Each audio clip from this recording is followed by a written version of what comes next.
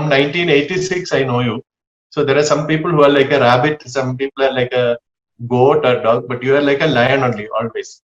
So apart from the Gatram, personality is also like a lion. So sometimes to get angry means we know what happens. We are very scary. But many people, even they were sweet when they were young. When they become older, they become more stiff, more rigid, more nasty, more frustrated. But in your case, you are becoming exact opposite. Each day I meet you, you're becoming more lovable, more warm, more sensitive, more nurturing. How that happens? Because many times the opposite happens. Because when they become old, they become unbearable for other people, for themselves also. So how do you retain this freshness and be more kind and more loving? I feel if you live longer, it should be like that. But how? It comes out of my desire to give. A given person cannot have an ego. Ego is the first screen. Many screens are there. No, when you give, so many screens are there. Are you the screen? First screen is one strong ego, not to give. The other screen is that are you my man, my girl, my man, my daughter. Then other screen is that why should I? It's a very bad screen. That's why should I? And then the other screen is that is it necessary? Why should I is different? This is necessary. This much is enough. But I think that the utmost, what else I can do? See, all my ambition is to be a happy person and give. Because all the ambitions regarding the other things, and I am never enamored of all those things. They come and go. Whether it becomes happy, accept.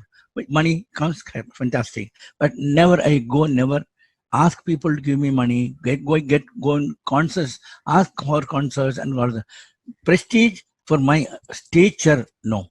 Prestige for my art, yes.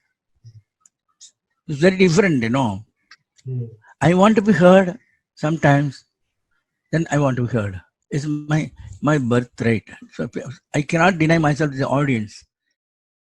No, but when you said Madison Square Garden, there are people who sing maybe 5 concerts per year in an empty hall with maybe 3 old people in the audience, and they are so arrogant. But there's nothing you have not seen from the point of view of adulation. What kind of audiences all over the world, what kind of artists, other people, you yourself are a legend, but you have shared the stage with so many kinds of legends. So many. So for both for singing and for percussion. And after that, just to have the mindset to appreciate one nice sangati, even if a small child sings that is unbelievable. It's because of the enormity of what we have, enormity of what is there. So how can be everything? The enormity is there's so much of music, so much of intelligence, so much of creativity all around. So for you are so lucky to perceive and so lucky to do whatever you want. This ability to do whatever you want, whenever you want, at whatever, wherever you want. This gives you this freedom. So I don't have any tension. You do Carnatic jazz, you've collaborated with George Harrison on the one hand. On the other hand, now I have been listening to Maharaja Swadhi Tirunal's compositions all my life. For 51 years, at least 40 years, I've been listening consciously. But last year, when you sang at Navaratri Mandapam, you sang Natakuruji Mama Vasudha Varade. And in the Charanam, you sang Lalita Mani. So, Lalita, I've only heard Lalita Mani. But just that, after nearly 1 year, Lalita Mani, like one diamond just came like that. When you know it, it's obvious it's Lalita Mani, not Lalita Mani.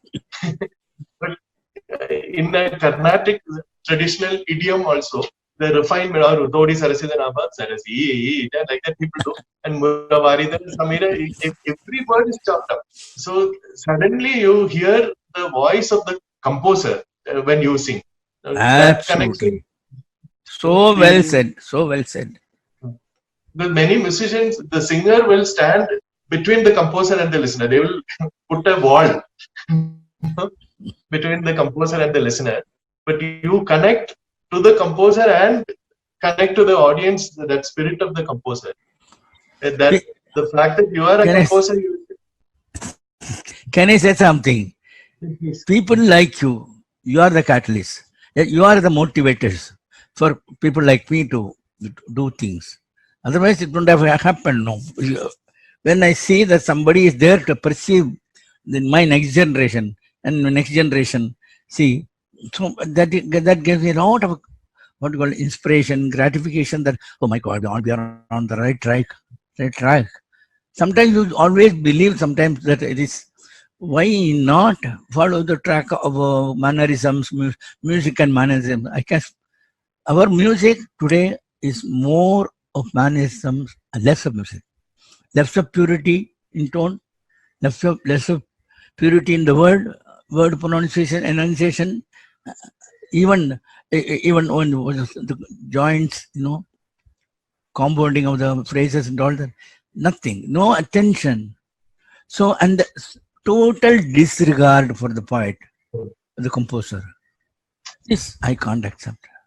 Not because I have been a composer, I didn't want to compose. Till my guru was no more. She told me, don't compose. Oh, okay. Yes. In 1953, I composed my first Tillana. I never sang.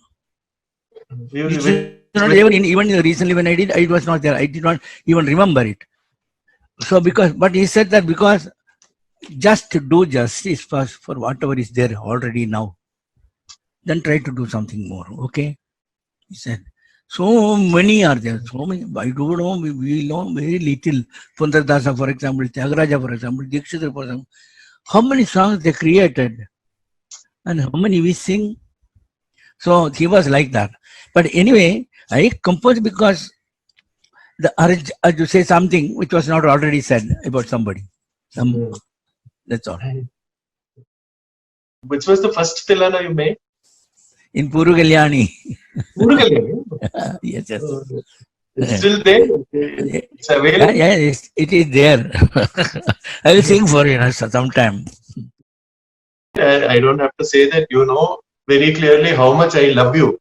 But I felt very cheated last year when I knew so many compositions are there from you which I never heard for 33 years. Suddenly you're close to somebody, you feel you know them very well, and suddenly it's one new unimagined area opening up. No. I can tell you one thing very, very clearly, that you are the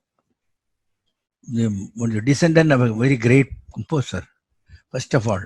And you keep that legacy. Really, I'm so happy that you maintain his legacy in that.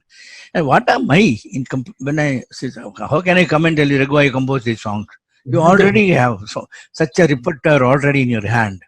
That's one thing. But anyway, that's not that.